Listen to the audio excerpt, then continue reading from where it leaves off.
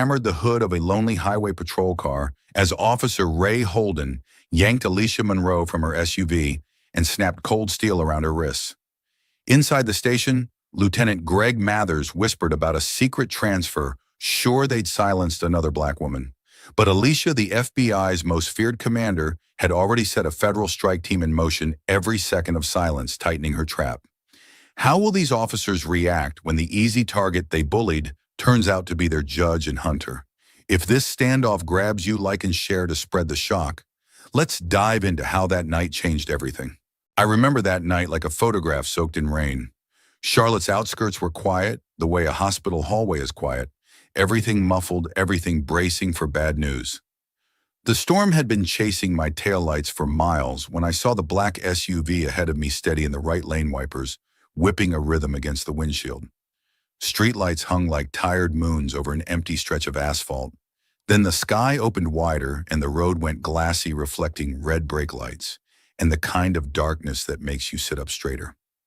That's when the blue and red started to flicker behind the SUV, one cruiser at first, then a second sliding up from the merge lane, like a shark joining another. I eased off the gas and kept 2 car lengths back. The cruisers tucked in tight, closer than they needed to be in that rain. I don't know what the driver in the SUV felt, but from where I sat, my chest tightened. You can tell when something's routine and when something's hunting.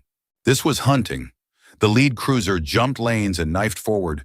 It surged until its bumper kissed the SUV's rear quarter, then arced in front and pinned the SUV toward the shoulder. Water fanned up in 2 white wings. The second cruiser boxed the SUV from behind. A speaker crackled above the hiss of rain, and the voice that cut through it was thin and sharp as a paper slice. Pull over. Now. It wasn't a request. It had the snap of a door slamming on your fingers. The SUV signaled and eased to the breakdown lane. I rolled onto my hazards and slowed with them, staying just far enough back to see but not be seen. My defroster couldn't keep up. Breath fogged the glass. I wiped a circle clear with the heel of my hand. Inside the SUV, a woman lifted her chin toward the mirror. She looked early 40s, composed, not stiff one hand at 10 o'clock on the wheel. The rain made everything strobe wipers, lights the pulse in your throat when your body decides it might be time to run. She glanced down quick as a blink, and her thumb brushed something where a watch would sit. Not a panicked motion, a precise one. If I hadn't been staring, I'd have missed it. Both cruiser doors blew open at once.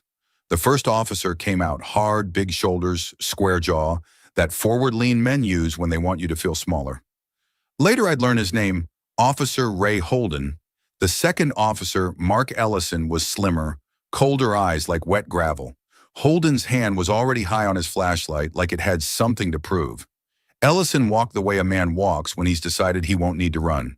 Holden wrapped the flashlight against the driver's window. Not a polite knock. A wake up, you belong to me now knock. His words were mostly lost in the rain, but tone carries even when syllables drown. I heard enough to know it wasn't good evening.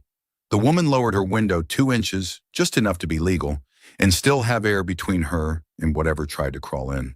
Ellison drifted back toward the SUV's rear quarter, one palm resting on the butt of his holster, like a man settling in at a bar. He angled himself to watch both the driver and me, because hazards or not, no bystander stays invisible forever. Holden's shoulder twitched.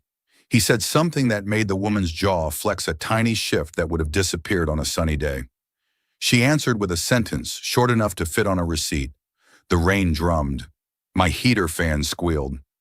Thunder stitched the sky, and I wondered, as people do when storms meet uniforms, if tonight was about the law or about someone who liked the feeling of being the weather.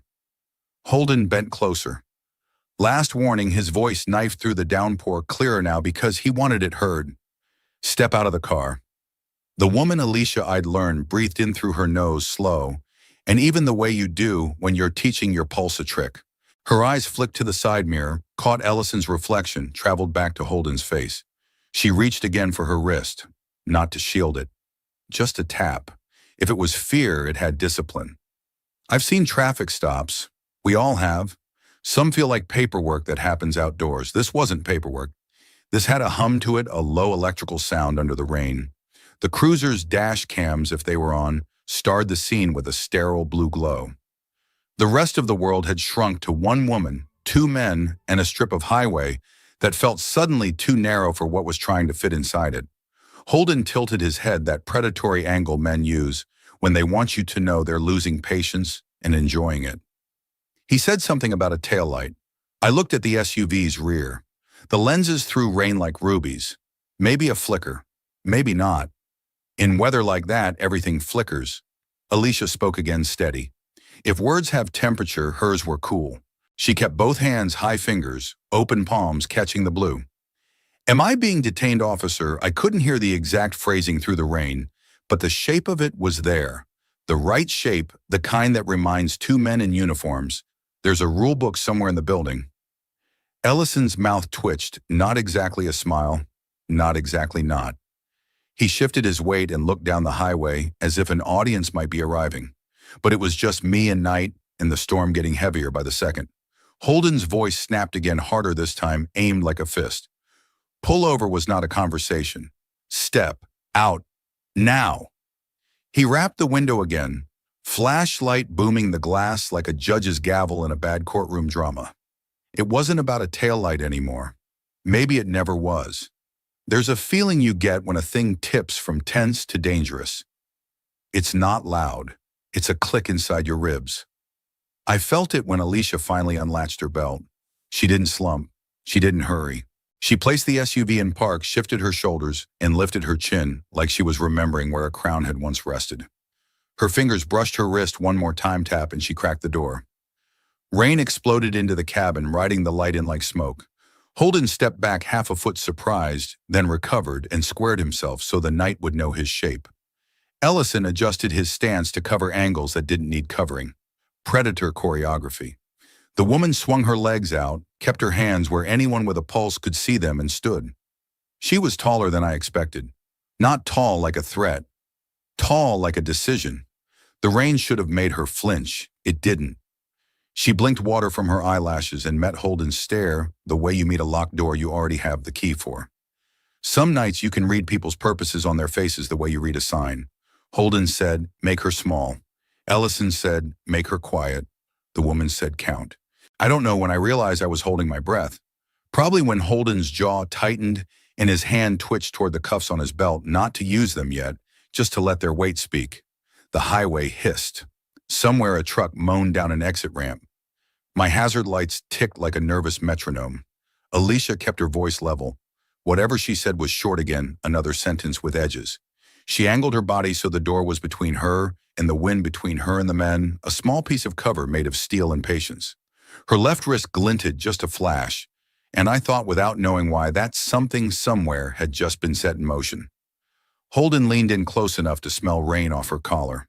He lifted the flashlight and brought it down not to strike her, but to slam the butt against the frame of the door, a thunderclap inches from her cheek. It made me jump even inside my car. Then his voice broke the night in three hard pieces. Step out of the car now. The words hung there heavy as the clouds. And I swear the storm paused to listen, the way crowds do when the ring announcer takes a breath before a punchline. I could feel the command hanging in the air. Step out of the car now. The rain didn't ease. It sharpened like the sky had decided to keep time for what came next. Officer Ray Holden angled his flashlight so the beam drilled straight through the half-open window and into Alicia's eyes. It wasn't for visibility. It was control, bright, blinding, personal. He kept talking, not about a reason, not about a citation, just repeating the order, like repetition could make it lawful. Alicia didn't flinch. She dipped her chin just enough to shield her pupils, both hands, visible fingers spread, palms lifted. I want to cooperate, she said, calm as a nurse in chaos.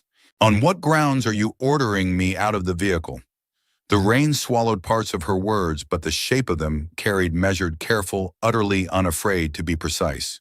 Holden ignored the question. He pushed the flashlight closer until the reflector almost touched the glass. Out of the car, he said again, slower, like he was speaking to someone he'd decided was less than him. The flashlight jumped as his fist tapped the frame, 1, 2, 3 each, knock a little louder than the last. Officer Mark Ellison had drifted behind the SUV, but not far. He positioned himself at a 45, a trained angle, close enough to rush, far enough to draw. His right hand rested on the grip of his sidearm. Not drawing, not even undoing the strap, just letting the pressure telegraph a promise. He watched the road, then me, then the side mirror, a triangle of awareness that said he'd done this before, and counted on the choreography to keep the world in its place. I had my hazards on and my phone and my lap camera app thumb ready. I wanted to believe I wouldn't need it. I also wanted to believe the storm would stop.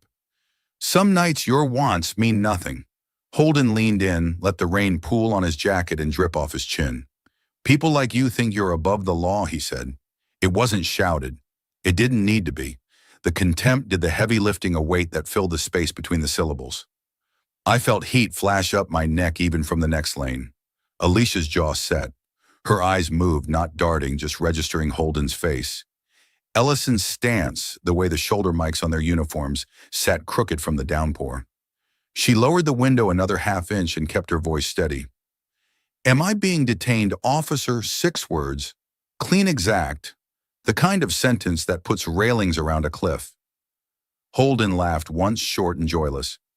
Step out, he said, impatient, now the edge fraying. We can do this the easy way, or he let it hang there, a threat shaped like a choice. The flashlight beam wobbled with his breathing. Ellison's gaze slid past me and down the highway. A semi roared through the far lane, sending a spray that glittered in the strobes. No other cars slowed. Maybe they didn't see. Maybe they didn't want to. Alicia kept her hands where they were. For my safety and yours, she said, please state your lawful reason. No tremor. No sarcasm. She wasn't performing. She was holding a line. Holden's lips curled as if lawful reason was a foreign phrase. Your taillight, he said. We'll discuss it outside the vehicle. He straightened and rolled his shoulders, working heat back into them. The beam slipped off her face and landed on her open palms, then traced down the door, the lock, the handle marking targets he might claim as accidents later. Another crack of thunder reached across the sky and rattled the guardrail. I could hear my own heartbeat the way you do in the middle of a doctor's waiting room when someone else's name gets called. I pressed my spine into the seat and told myself to breathe. The storm took my exhale and shredded it. Ellison moved closer. Not much, half a step. Enough for Alicia to clock it in her mirror. His thumb rubbed the edge of his holster strap, not unfastening it, just reminding his hand how. He kept his mouth flat, but his eyes had that impatient shine men get when they believe the rules bend toward them, like grass in rain. Holden tilted his head until his mouth nearly met the gap of the window. Look, he said, and the word came out with the same tone people use when they're about to take something that isn't theirs. You can argue later. Right now, you're going to do what you're told. Alicia breathed in slow and deliberate, a measured inhale that smoothed the edges of everything. Officer, she said, I'm asking a simple question. Am I being detained? Each word a step on a staircase she'd walked before. For a beat, no one spoke. The rain did all the talking on metal, on asphalt, on the bare stretch of Alicia's wrist where a watch might sit. Then Holden's voice dropped into a register meant to make people shrink. Last chance, he said, each consonant clipped. Out of the car, the way he said it changed the temperature inside my sedan. Not because of the volume, he didn't need volume, but because of certainty. He was done with rules. He was moving to force. Ellison's shoulders squared as if he'd heard a whistle only he could hear. Alicia's eyes softened, not with fear, something else. Focus. Like a runner settling into the last curve. She slid the window down 1 more inch, enough to be heard, enough to keep a boundary. I intend to comply, she said. Please call a supervisor to the scene. Calm. Proper. A request that should have cooled the room. It heated it. Holden smirked. You don't get to make demands. He glanced at Ellison, a quick coated cut of the eyes, and then back at Alicia. Exit the vehicle now. Behind her, the hazard lights pulsed in a steady orange heartbeat. Behind me, none. The highway kept being a highway, indifferent to all of us. I thought about the distance between routine stop and headlines, and how that distance can be a single man's patience or lack of it. Alicia spoke again, just above the rain. For your recording, I am asking for a supervisor, she said, and then my hands are visible. She wasn't pleading. She was documenting. Building the scaffold of the moment, 1 plank at a time. Holden's flashlight ticked against the glass. I said last chance. His voice had gravel in it now, the kind that grinds when you clench your teeth too long. Ellison's hand came off the holster and hovered at his belt, not to draw, but to be ready if Holden turned the key none of us could unturn. He shifted his weight boots, squeaking on wet shoulder. For a second, his eyes met mine across the rain. They slid off me like water off a hood. Alicia looked straight ahead over the hood of her SUV, past the smear of red and blue. She swallowed, breathed, and nodded to herself, a motion so small it seemed private. When she turned back to Holden, her tone had the clean edges of a signed affidavit. "I am stepping out," she said, enunciating each syllable under protest. Holden's chin jerked like he'd won something. He stepped back just enough to clear the door. Ellison adjusted his angle again, catching the reflection in the side mirror, taking the measure of a silhouette that refused to shrink. The door latch clicked. The seal peeled away with a wet kiss. Rain curled into the cabin, carrying cold and the sharp tang of wet fabric. Alicia moved with deliberate economy, seatbelt off, left hand high, right hand high, feet placed where anyone could see. She pivoted to face the hinge. Not the men, not the road, her body aligning with the rules she'd forced into the air seconds earlier. Holden leaned in, voice dropping, to that personal register men use when they want to be the only echo you hear. "Good choice," he said, and the compliment felt like a collar. He waited a beat. Then lower, just for her, and because I was close enough and the wind cut right, just for me too. "You're done arguing." The rain hit harder. The storm found another gear. The world braced. And with the patience of someone who knew time could be made to work for her, Alicia stepped fully onto the shoulder palms, open to the light that wanted to blind her shoulders, square to the men who wanted to own the moment. Her voice stayed even, the line unbroken. "Please keep your hands visible, officer." The sentence surprised him. For a fraction, his eyebrows twitched, an almost laugh that couldn't find its way through. Then the mask came back tighter. He took that last half step, closing the space so his shadow erased her from the door. "Last chance," he repeated, as if the phrase could keep making itself true. Out of the car. She was already out. What he wanted was something more. The highway hissed, the wipers kept time, and the scene locked into place, two officers mistaking volume for authority, and one woman who refused to let her voice be borrowed. The rain had turned needle sharp by the time Ray Holden lost the last thread of patience. With a sudden jerk, he yanked the door wide, the hinges screaming over the storm, and grabbed Alicia Monroe by the arm. The motion was so fast it felt like a trap door opening. 1 second she was framed in the doorway. The next she was outside on slick pavement, the cold slicing straight through her coat. Water slapped the asphalt like a drumline. Then came the snap of steel, the unmistakable crack and lock of handcuffs closing hard around her wrists. The sound was bright and cruel, louder than the rain for an instant. Holden leaned close, so close the brim of his cap nearly touched her ear. His breath carried the bitter smell of wet leather and coffee gone cold. "No one's coming for you out here," he whispered. The words weren't shouted, they didn't need to be. Each syllable slid under the skin, meant to stay there. Even standing a few car lengths away, I felt the chill of it run up my spine. Behind them, Officer Mark Ellison hovered at the edge of the headlights' glow. His arms stayed loose at his sides, but his eyes were sharp and calculating. For a heartbeat, he shifted forward just enough to suggest he might intervene, and then stopped like a man remembering which side of the line he'd chosen. A crooked half-smile ghosted across his mouth. It wasn't humor, it was permission. In that quiet refusal to act, the truth of his complicity settled heavier than the storm. A single set of headlights appeared down the highway, bright against the black curtain of rain. The car slowed as it neared brake lights, blooming red on the wet pavement. For a second, hope flickered. Maybe someone would pull over. Maybe someone would witness. Ellison turned his head toward the approaching driver, his expression flat and cold. The other car hesitated, then accelerated, hard taillights, shrinking to pinpricks until they vanished into the storm. The road went empty again, like the world had agreed to look away. Alicia stood steady in the downpour water, streaming from her hairline wrists drawn tight behind her back. Her breathing stayed slow and even. She turned her head just enough to scan the shoulder of the highway, the cruiser's license numbers. Every detailed direction of the wind, the distinct clack of Holden's boots on wet concrete, the rhythm of passing trucks, she filed away without hurry. It wasn't panic, it was training.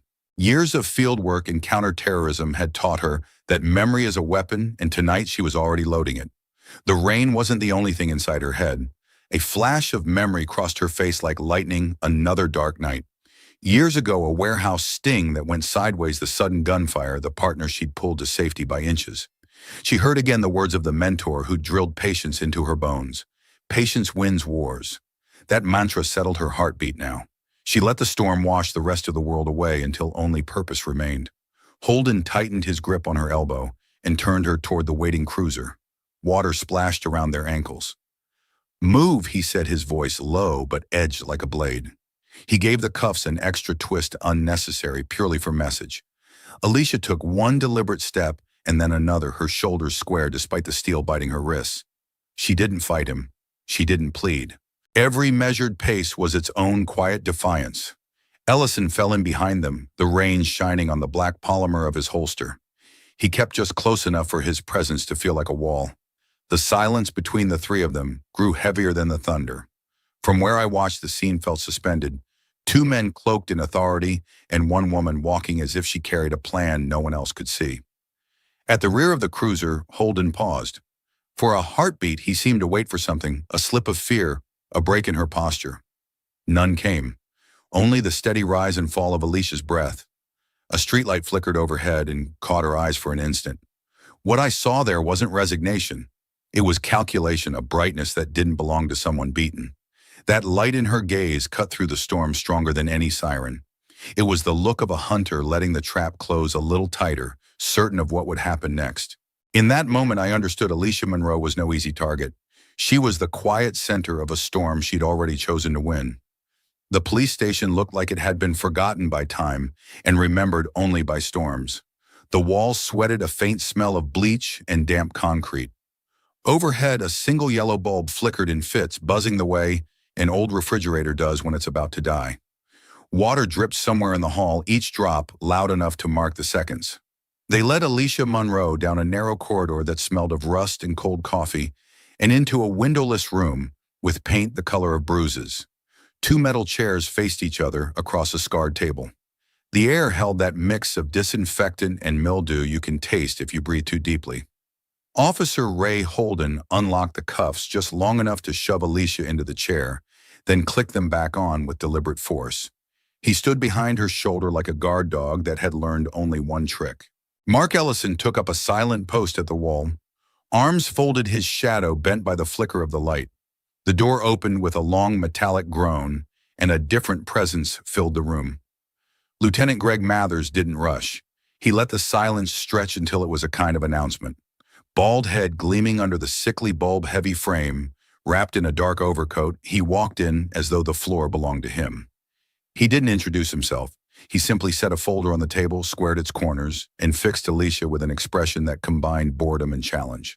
So he said, at last, voice low and deliberate, "Our mystery driver finally speaks." His eyes traveled over her like a checklist, stopping briefly on the cuffs. "What brings you out here tonight, midnight errands? Or are you running from something bigger?" Alicia met his stare. "I'm on my way home," she said evenly. No decoration, no apology. Greg tilted his head. "Just a late-night drive in the rain. Funny how people like you always have simple stories." The phrase "people like you" hung there heavy with the weight everyone in the room understood. He didn't have to raise his voice. Prejudice has its own volume. "Is there a charge I should know about?" Alicia asked, her words as spare as a courtroom transcript. Greg smiled without warmth. "We'll get to that. Eventually. Unless you'd rather make this easy and tell me who you really are." He leaned forward, palms flat on the table, close enough for her to smell the stale coffee on his breath. "See, I think you're hiding something." She held his gaze and let the silence work for her. "If I'm under arrest," she said at last, "I'd like to hear the reason." That answer drew the first visible crack. Greg's jaw tightened, a small pulse jumping near his temple. "You think a fancy line is going to save you?" he asked. "People like you always think the rules protect them." The repetition was an accident. It was a blade meant to cut. Alicia let a heartbeat pass. "Rules protect everyone," she replied, calm and almost soft, as if handing him a mirror. The words settled into the air like stones dropped in deep water. Greg straightened slowly. He gathered the folder but didn't open it. His eyes narrowed, measuring something he couldn't name. "We'll see," he said. Then he turned toward the door.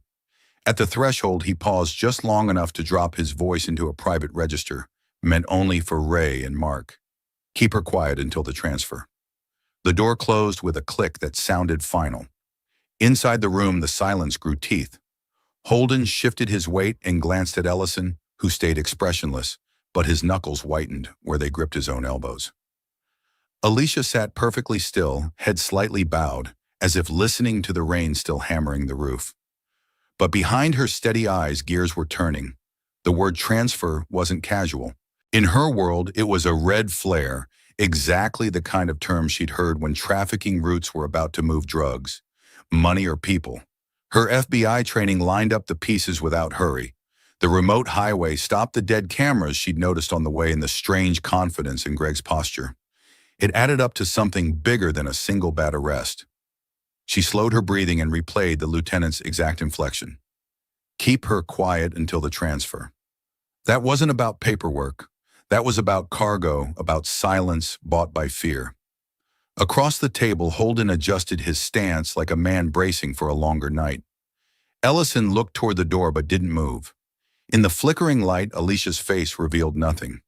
But inside, she was already drawing a map, names, voices, timing, building the case, minute by patient minute. The storm outside rumbled on, but in that dim room, another storm had already begun. And Alicia Monroe, still and watchful, was its quiet center, knowing she had just heard the key to everything that would come next. The station settled into a heavy silence after Lieutenant Greg Mathers left the room, but it wasn't an empty silence. It carried the weight of whispers and footsteps moving beyond the thin walls. From her chair, Alicia Monroe closed her eyes for half a second and let her other senses sharpen. Every sound traveled differently in that old building, water dripping through a pipe, the low hum of an ancient heater, and faint but distinct voices coming from a side office down the hall. The words floated through like nails tapping on glass. Shipment, money route, cover-up. Each one landed clean and sharp in Alicia's mind. She pictured them as red pins on a map, each pin connected to the next until a network of corruption stretched across the state lines. To anyone else, it might have sounded like muffled chatter. To a counterterrorism commander who'd spent decades dissecting criminal code words, it was a confession with coordinates. She kept her breathing slow, and even the way she'd been trained when a room might hold more danger than a battlefield. Memories of old missions flickered, stakeouts in half-lit warehouses, informants bought and sold the single rule that had saved her more than once: patience wins wars. Speaking now, pushing back, even asking for a lawyer, could snap the thread too soon. Every extra minute of silence meant another phrase, another slip, another piece of the puzzle falling into place. Outside the room, a door creaked and shut again. Through the narrow seam under the interrogation door, Alicia saw the shadow of Officer Paul Bennett pause. He was new to her eyes, mid-30s, clean-cut, a kind of stiffness that hinted at someone who still believed in oaths. Earlier, he'd kept to the edges, silent and watchful. Now his footsteps hesitated. When he entered, the smell of rain clung to his jacket and his eyes couldn't quite decide where to land. He leaned against the far wall, arms crossed too tight, fingers worrying the seam of his sleeve. For a moment, he looked at her wrists bound to the chair. His jaw flexed. Then he turned his face toward the floor as if afraid his conscience might be read like a badge. The flickering light caught the small tremor in his hand when he finally unfolded his arms. Something in that gesture, half step forward, half step back, spoke of a war inside him, the oath he'd sworn, and the orders he was now obeying. Down the hallway, a low male voice carried again. Greg's voice, hard measured, thick with self-assurance. Through the thin wall came the words clear enough to freeze the air. "By tomorrow, we're untouchable." The sentence rang like a bell of arrogance. Alicia didn't need to see the smirk that surely accompanied it. In her mind's eye, she pictured Greg standing before Ray and Mark, explaining how the shipment would move out before dawn, how the cash and drugs would change hands while the town slept. His confidence was its own confession. Paul's head tilted toward the sound, the muscle at his temple twitching. For the first time, he met Alicia's eyes, and in that quick glance, she saw everything: anger, doubt, and the slow birth of resolve. He shifted his weight again, this time, not to retreat, but to stand straighter, as if the air itself demanded he choose. Alicia lowered her gaze to the table, but not to hide. She was giving him space to wrestle with his choice. Silence she knew could speak louder than any plea. And the room seemed to lean into that silence, the tick of water in the pipe, the distant shuffle of boots, the storm still hammering the roof. It all became a metronome for the quiet trap she was setting. Somewhere a phone buzzed, then stopped. Greg's voice returned sharper, a brief burst about schedules and routes enough for Alicia to hear the phrase, "Money route secure." Each word slid into the mental dossier she was building, times, locations, confirmation of an interstate network. She didn't need paper. Her memory had been trained for exactly this. Ray Holden opened the door without knocking, his presence a gust of damp air. He scanned the room, glanced at Paul, then at Alicia. "Lieutenant says, keep it quiet," he muttered, the corner of his mouth tilting in a half grin that wasn't friendly. "Don't make him come back." Paul stayed silent, but the way his shoulders squared told a different story. The war inside him wasn't over, but it was moving. Ray left as quickly as he'd come. The door clicked shut and the hallway fell back to whispers and dripping water. Alicia drew a slow breath. Beneath the fatigue of the long night, a quiet satisfaction settled. Greg's arrogance was giving her exactly what she needed: time, evidence, and witnesses who might yet become allies. The net was tightening, and they didn't even know they were swimming inside it. She lifted her eyes just enough to catch Paul's again. He didn't speak, but he didn't look away. In that small exchange, something unspoken passed, an understanding that the night wasn't finished, and neither was his conscience. A faint smile touched the corner of Alicia's mouth. Not triumph, not mockery, just the measured confidence of a commander who knew the pieces were aligning. Every word Greg boasted, every second Paul struggled, every drip of rain outside was another thread in a web she had been spinning since the moment the blue lights flashed behind her SUV. The storm outside might have been chaos. Inside this room it was precision, and Alicia Monroe sat at its quiet patient center, certain that by morning the trap would close exactly as planned. The storm outside had settled into a steady roar, but inside the interrogation room the pressure only grew heavier. Officer Ray Holden paced a tight circle, boots squeaking on the damp floor. His face had gone a deeper red with every minute of silence. Then he snapped. The metal table rattled as he slammed both palms down so hard the light above swung on its chain. The sound cracked through the room like a gunshot. "You think you're clever," he barked, breath sharp with coffee and rage. "Sitting there like you're better than the law. You're causing a disturbance. You're resisting." The words tumbled out like stones, accusations built from frustration rather than fact. Before anyone could answer, he yanked a black baton from his belt, the steel tip catching the flicker of the yellow bulb. The hiss of it extending was almost a threat in itself. Across the table, Alicia Monroe didn't flinch. Rainwater still dampened her cuffs and collar, but her breathing was as calm as when she'd first stepped out of the SUV. She met Holden's eyes without blinking. When she finally spoke, her voice was low enough to make the room lean in. "Every minute buys more evidence," she said, each word measured. "You sure you want to do this?" The sentence wasn't loud, but it carried more weight than shouting ever could. It explained her silence, but it also pressed back, turning his threat into a question he now had to answer. For the first time that night, Holden hesitated mid-step. In the corner, Mark Ellison shifted. He had been a statue for hours, but now his eyes flickered from Holden's raised baton to Alicia's steady face. He blinked once, twice. His shoulders twitched as if his body wanted to move forward, while his mind yanked him back. For a moment, he looked like a man waking from a long sleep about to speak. But the words never came. He settled again against the wall, jaw tight, a living reminder that silence can be its own crime. Through the narrow window in the door, Lieutenant Greg Mathers appeared, his silhouette framed by the hall's flickering light. He didn't enter. He just watched. A thin, knowing stare enough to freeze a man mid-motion. When Officer Paul Bennett, standing near the door, saw that look, his stomach turned. Paul had been inching closer for the past 10 minutes, shifting his weight as if ready to step between Ray and the woman in chains. Now he took a half step forward, fists trembling, lips parting to speak, until Greg's cold eyes cut across the glass. It was a warning delivered without words. "Don't you dare." Paul's breath caught. His foot hovered, then slid back. He clenched his jaw so hard the muscle jumped in his cheek. The room felt smaller with every heartbeat. Holden broke the stillness. He lifted the baton higher, the muscles in his arm flexing under his soaked sleeve. His mouth curled around a curse as he drew it back, ready to swing, and that's when the impossible happened. Something small and metallic slipped from Alicia's inner jacket pocket and skidded across the table with a soft, ringing clink. It spun once under the neon light and came to rest face up. Even through the flicker, the gold crest was unmistakable. FBI, National Counterterrorism Division, Commander Alicia Monroe. The lettering seemed to glow against the scuffed tabletop. The room froze. Holden's arm hung mid-arc, baton poised like a question mark. Ellison's breath hissed between his teeth. Paul stared at the badge, eyes wide, as if he'd just glimpsed the end of a story he hadn't known he was in. For a heartbeat, no one spoke. The only sound was the rain drumming on the roof and the slow, relentless drip of water somewhere behind the wall. In that silence, the balance of power shifted so completely, it felt physical, like the floor itself had tilted. Alicia didn't move to reclaim the ID. She let the badge speak. Her face remained calm, almost gentle, as though the moment belonged to gravity, not to her. She simply watched the men who had dragged her from her car now calculate what it meant to be holding the wrists of the FBI's most feared commander. The baton in Holden's grip sagged, then lowered, the fight leaking out of his shoulders.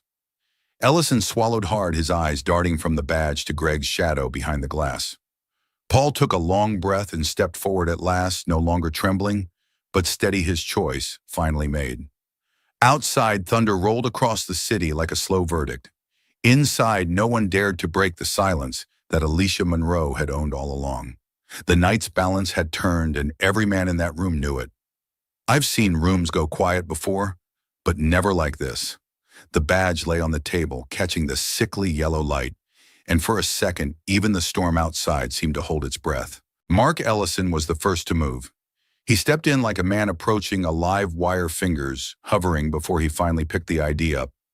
The metal made a small sound against his gloves, a clean click that felt louder than the rain. He glanced at it, expecting, I don't know, some cheap bluff, a novelty card you'd buy online. Instead, his mouth parted, the color dropping from his face. He read the words out loud because his brain needed help believing his eyes. FBI, National Counterterrorism Division, Commander Alicia Monroe. That sentence hit the room like a charge. Ray Holden's baton lowered by instinct, not decision. He looked at the badge, then at Alicia, then back again, like the letters might rearrange if he stared hard enough. I saw the moment his anger turned to calculation, then to fear. It traveled across his face like weather. The door banged open. Lieutenant Greg Mathers came in fast. For the first time that night, a bull forced into a run. His overcoat swung wide, carrying the smell of rain and hot temper. This must be a mistake. The words stumbled out of him as if they'd tripped over each other on the way to his tongue. He didn't look at Alicia. He looked at the badge as if the metal itself were disrespecting him. Mark handed the ID toward Greg with the stiffness of a man returning a weapon to its owner. Greg didn't take it. He stared, eyes narrowing, every muscle in his jaw working. The math he trusted, rank, control, fear, wasn't adding up anymore. Alicia didn't reach for the badge either. She let it rest in Ellison's hand like a verdict waiting to be read twice. When she finally spoke, her voice was unhurried and steady. I wanted to see how deep your rot runs. It wasn't loud. It didn't need to be. The sentence slid beneath everyone's armor and lodged there cold and exact. Greg flinched barely, but enough to show he understood every word. The room seemed to lean toward her, as if gravity had quietly moved. Officer Paul Bennett had been a shadow near the door for most of the night, a man caught between the uniform he wore and the conscience wearing him down. Now he stepped forward, not a half inch but a full stride. The fear in his eyes didn't vanish.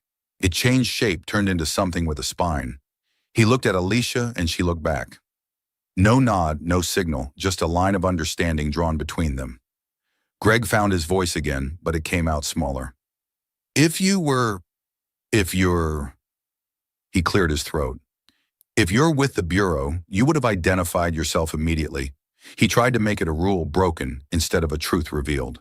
Alicia tilted her head, the hint of a tired smile ghosting her mouth. I did, she said, in the way that matters. She lifted her cuffed hands an inch enough for the chain to ring.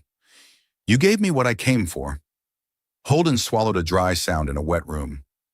You set us up, he spat, but the venom had thinned. She turned to him with a patience that felt older than the night. I recorded you, she said. You set yourselves up. Greg's eyes cut to Mark Ellison, searching for someone to hold the shape of this moment with him. Ellison didn't offer it. He looked back at the badge, then at Alicia, then at the window where the rain streaked the glass. When your silence becomes a mirror, sometimes you finally see yourself. He didn't like what he saw. Greg straightened, trying to gather the old authority back into his shoulders. Even if you are who you say you are, he said, you have no jurisdiction here tonight. He tried to make the word jurisdiction sound like a steel door. It sounded like a lock with the wrong key. Alicia's answer was a breath, not a speech. I have enough, she said. And then almost conversationally, she shifted her weight and brought her hands still cuffed closer to her chest. The movement looked innocuous until her right thumb pressed a raised seam inside her sleeve. A tiny vibration hummed through the table, more felt than heard. Somewhere far beyond that room, a wheel began to turn faster. Paul noticed. His eyes flicked to her wrist, then to the ceiling, like he could already hear rotor blades chewing at the weather. Something settled in him, decision, or maybe relief that a decision had finally been made. Greg sensed it too, even if he didn't know what it was. His voice sharpened. Nobody leaves this station, he said, aiming the words at the room, at the walls, at fate. Phones, radios, off, now. He snapped his fingers at Ray the way you would at a dog you expected to come heel. Ray didn't move, Lieutenant Paul said, and the word carried a steadiness that hadn't been there an hour ago. We should call a supervisor. There was no wobble, no apology. He might as well have been reading a policy out loud. Greg turned on him so fast the light swung again. Stand down, officer. The last word was a threat dressed up as rank. Paul didn't stand down. He didn't move at all. His stillness was a line in the floor. Alicia spoke into that crack. By morning, she said softly, your shipment will be evidence. Your money route will be a map. And the only transfer happening here will be you, Lieutenant County to Federal. Greg's face changed. Not the color, though, that went to, but the architecture. The lines that come from long habits of certainty shifted as if his features themselves were trying to renegotiate a reality that wouldn't cooperate. He looked at the badge again. He looked at the cuffs on Alicia's wrists and seemed to understand for the first time that restraint and power can live on the same person. Mark's voice arrived in the room like a dog that had chewed its leash and wasn't sure what to do with freedom.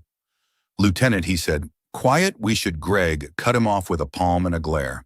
You two, he snapped, stabbing the air at Ray, and Paul secure her, and the rest died on his tongue because Alicia Monroe, still seated, still cuffed, was studying him like he was a page in a file she'd already read twice. She met his eyes and held them until he blinked. Then with a calm that didn't belong to the hunted, she said, You've been very helpful tonight, Lieutenant. Thank you. It shouldn't have landed like a gavel. It did. I didn't see her press the second switch. Maybe she had already. Maybe the first press had been enough. What I did see was the way the air changed, as if the building itself had started listening for something. The storm's roar shifted a deeper thrum, folding into it. Distant at first, then closer, like an approaching answer. Ray finally found motion again, but it wasn't the motion of a man about to swing a baton. He set it on the table with a clatter he couldn't quite control and wiped his palm on his sleeve. Ellison put the badge down as if it were hot. Paul exhaled, and it sounded like relief rubbing against dread. Greg tried one last angle.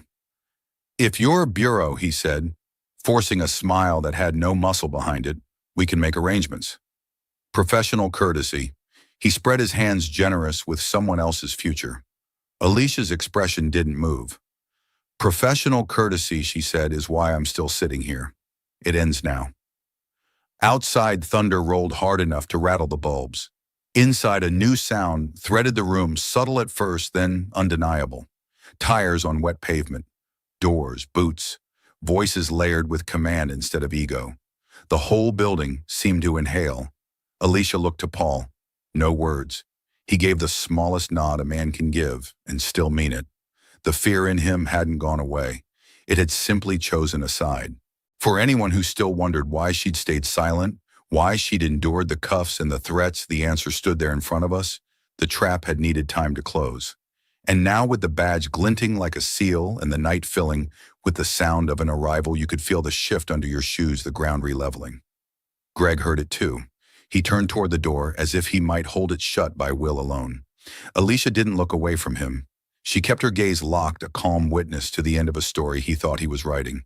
"We're done," she said, not cruel, not triumphant, just final. And for the first time all night, the room agreed with her. The night broke apart with a sound that no one in that building would ever forget. It started low, a tremor in the distance, like the earth itself was warning of what was coming. Then it grew, building into a deafening roar that rattled the glass and shook the walls. The heavy blades of a helicopter cut through the air, circling above the police compound, its searchlight stabbing down like a blade of truth.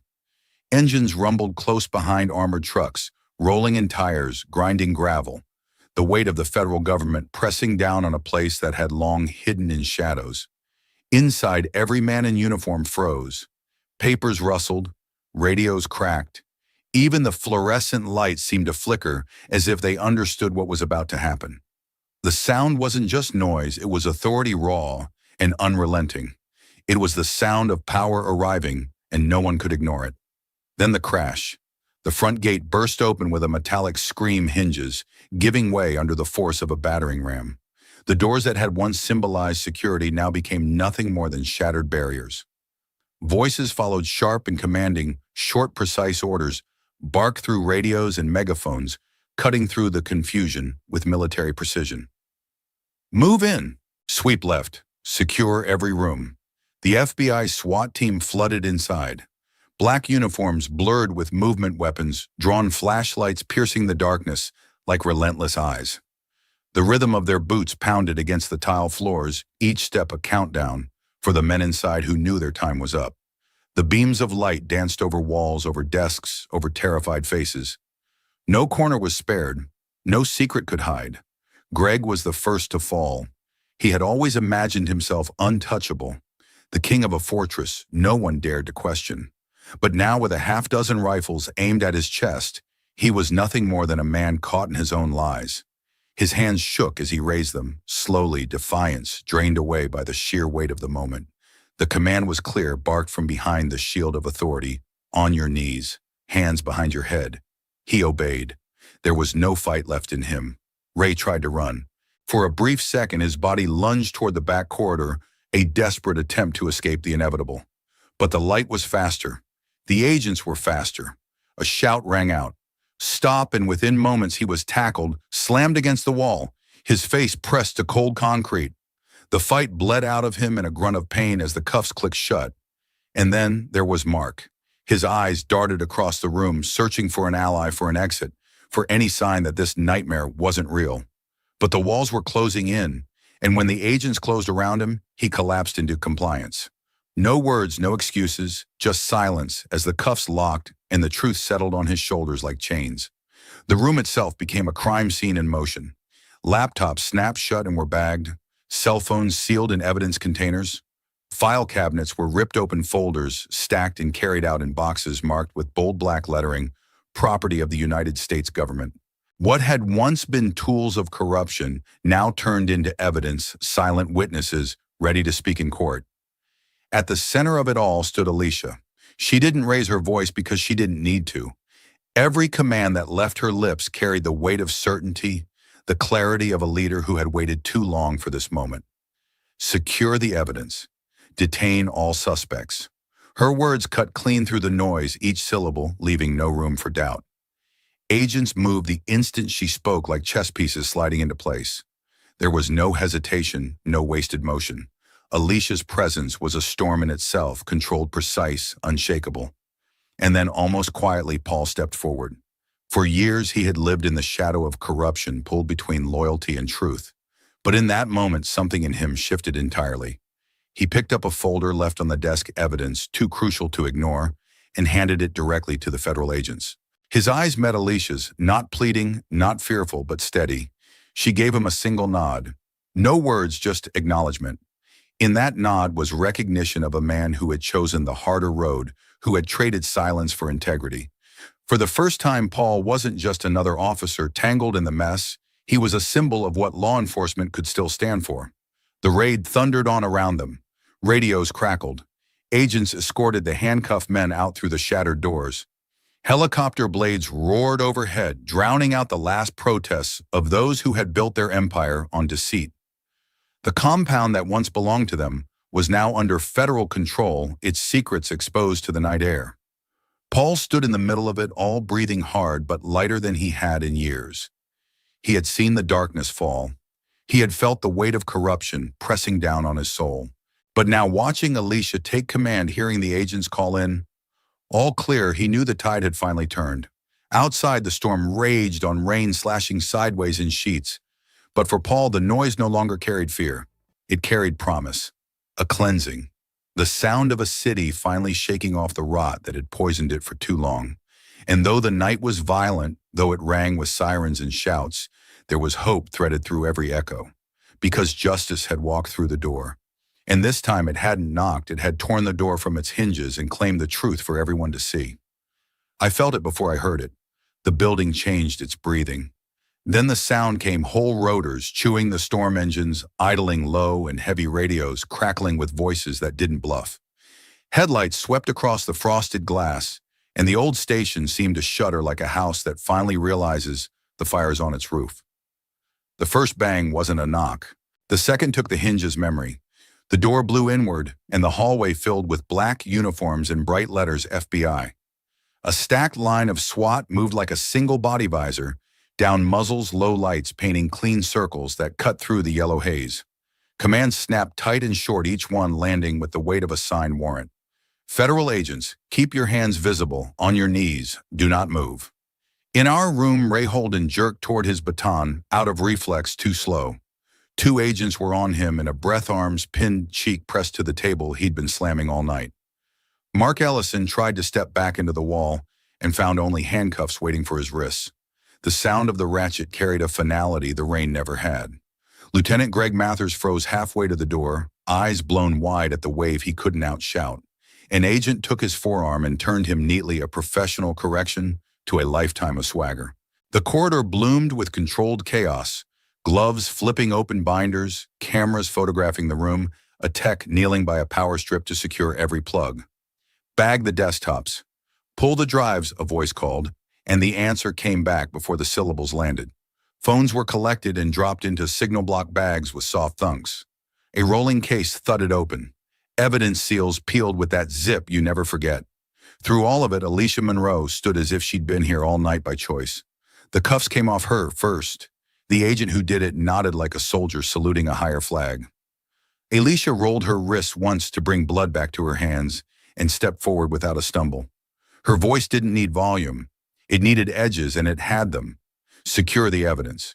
Detain all suspects. Start a live inventory, timestamp everything. Tech image the servers in place before removal. 2-person chain on every bag. Agents moved on the syllables. A camera light clicked red. An evidence clerk read numbers back to a recorder. Someone announced interview rooms clear. Another voice, records office sealed.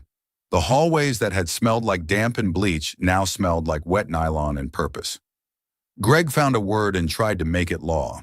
Jurisdiction, he said, a gasp dressed as authority. Alicia didn't even turn. You'll have plenty of time to spell it, she said. Counsel's waiting downtown. Ray tried bravado and got nothing for it. This is harassment, he muttered into the tabletop. Harassment keeps the lights on. One agent said not unkindly while tightening the strap that made the cuff sit right. Near the door, Officer Paul Bennett stood very straight, not hiding his badge, not hiding his choice. He stepped to the evidence table and placed his department phone beside the other screen up unlocked. You'll want messages from tonight, he said, voice steady. Group thread with the lieutenant. He hesitated, then added, I'll give a statement. Alicia looked at him for a full second, the kind of look people earn, not request. Thank you, Officer Bennett, she said. It wasn't praise, it was recognition. The line in him had stopped trembling. Copy the duty roster, Alicia continued. Pull dispatch audio for the last 4 hours. I want every unit assignment and camera status logged. A tech answered, on it already sliding a USB write blocker between a tower and its snake of cables. An agent guided Greg past me. The lieutenant's breath came in sharp, angry gulps like a runner who'd learned the race wasn't his anymore. Ellison kept his eyes down. Holden stared at Alicia with something that wasn't hatred and wasn't respect, just the stunned vacancy of a man finally listening to the thing he ignored. Outside, the storm had shifted from rage to endurance. Rotor noise faded, replaced by the rhythm of rain and the practical chorus of a building being turned inside out. Tape sealing bags, zippers closing, radios confirming. The old station, with its flicker and mildew, sounded almost relieved. Alicia walked the corridor like a surgeon finishing a long operation. No rush, no drag, just checklists. At the end of the hall, she paused, listening to the steady readback of the inventory, then spoke one last line that felt like a lid clicking shut. Notify federal custody, and someone get Officer Bennett a dry jacket. He blinked at that human kindness landing where procedure had been, but he nodded, jaw set.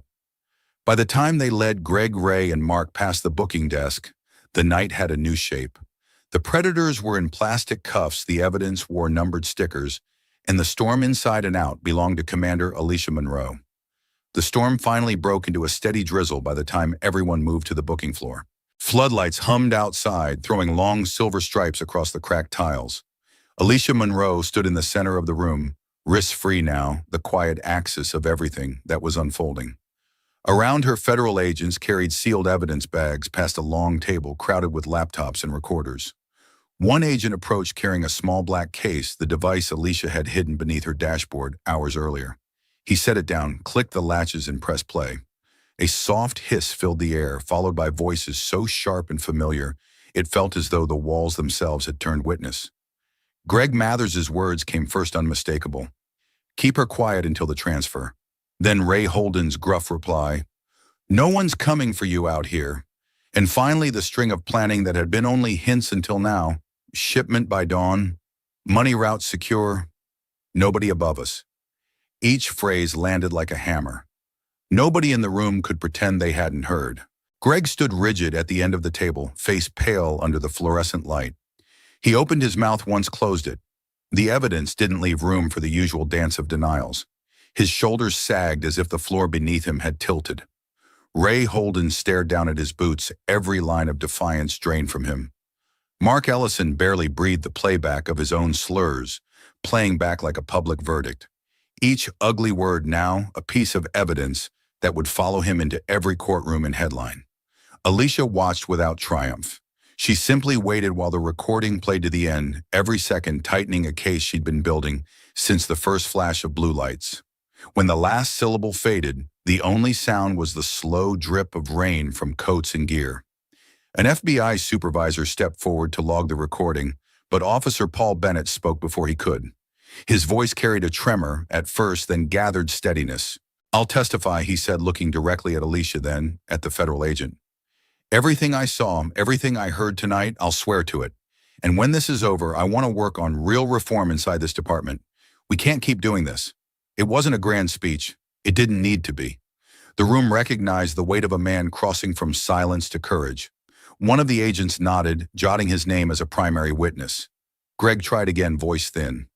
You don't understand how things work in this county, he muttered, but it was a whisper against a hurricane. No one answered. The statement collapsed under its own emptiness. Alicia stepped closer, the soft scuff of her shoes carrying like a drumbeat. She rested her fingertips on the evidence table, no flourish, just contact. Justice isn't loud, she said, her tone low enough that everyone leaned in to catch it. But it never misses. The words settled over the room like a final seal. They weren't a threat. They were a fact, something permanent as the rain-soaked night outside. Even the fluorescent light seemed to soften, as if the building itself had exhaled. Greg's shoulders dropped. Ray's eyes stayed fixed on the floor. Mark closed his own as if the playback might still be running in his head. And Paul stood straighter, no longer hiding the badge on his chest, his decision etched across his face. The agents began moving again, efficient and quiet, cataloging evidence and escorting prisoners out into the wet pre-dawn air. But the core of the night had already been written in those few still moments. A plan exposed, a department cracked open, and a single sentence that carried more force than every shout that had come before. Justice isn't loud, but it never misses. For everyone in that room, it was less a conclusion than a truth finally spoken aloud. Dawn came quietly, almost as if it had been waiting for the long night to finish its story. The rain was gone, leaving the world rinsed and still. A pale gold light spread over the low rooftops of the Charlotte precinct, catching on the yellow tape that sealed every entrance. The building that had shaken with shouting and rotor blades only hours ago now stood silent, wrapped in the hush that follows a verdict. You could hear the soft hiss of drying pavement and the distant call of a morning train, ordinary sounds that felt extraordinary after the storm. Outside the main doors, Alicia Monroe stepped from the shadow of the station. Her black coat, heavy with rain, clung to her shoulders until she slipped it off and let it fall across her arm. Steam rose faintly from the wet fabric in the new sunlight. For a long moment, she just stood there, eyes half closed, breathing deep. It wasn't fatigue. It was release, a slow exhale of everything she had carried through the night. The same steady composure she'd shown under interrogation, now softened at the edges, but it never broke. Behind the barricades, reporters had gathered, cameras blinking like a field of restless fireflies. Microphones rose the moment she appeared. One voice carried above the others. "Commander Monroe, do you have a statement about the arrests?" Alicia opened her eyes and looked toward them. The sun caught the faint lines of wear and wisdom around her face. For a heartbeat, she seemed to consider a speech the kind of long explanation the world always seems to demand. Instead, she offered something simpler, truer. A small, sure smile touched her lips.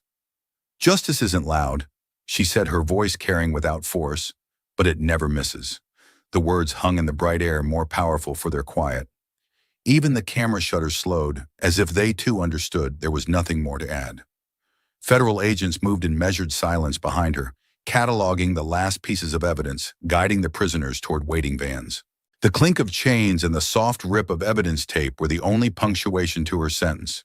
For the neighbors who had lain awake through sirens and thunder mourning revealed a scene of order where chaos had raged. Alicia didn't wait for follow-ups. She turned slightly, scanning the street that stretched away under a newborn sky. The clouds over the city were breaking apart, letting thin beams of sunlight touch the wet asphalt. She took a slow breath, the kind that fills a person's chest when the weight of a long plan finally lifts, and then began to walk. Each step was unhurried, deliberate, as though she was measuring the ground she had just remade. From where I stood, it felt less like a departure than a handoff, a quiet passing of responsibility to everyone who had witnessed the night. The meaning of her words lingered long after she disappeared down the block. They reminded you that justice can work in silence, that it doesn't always need sirens or applause to be absolute. It waits, it watches, and when the time is right, it lands with perfect accuracy. The sun climbed higher, drying the last beads of rain on the station steps. Commander Alicia Monroe grew smaller in the distance until she was just a dark shape against the brightening street. But the imprint of her presence stayed sharp like a seal pressed into wax. Long after the news crews packed up and the neighborhood returned to its morning routines, the echo of her promise remained. Justice isn't loud, but it never misses.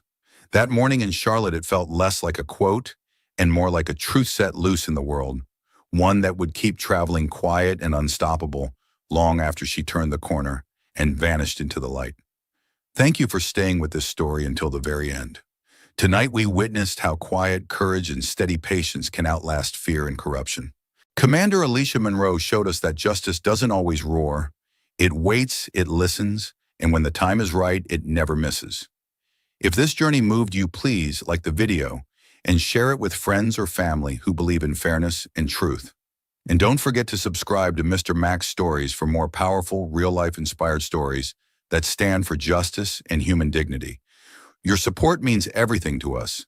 Every view, every share, and every comment gives the Mr. Mac's Stories team the inspiration to keep creating meaningful, high-quality stories that honor courage and hope. From all of us here, thank you for believing that quiet justice can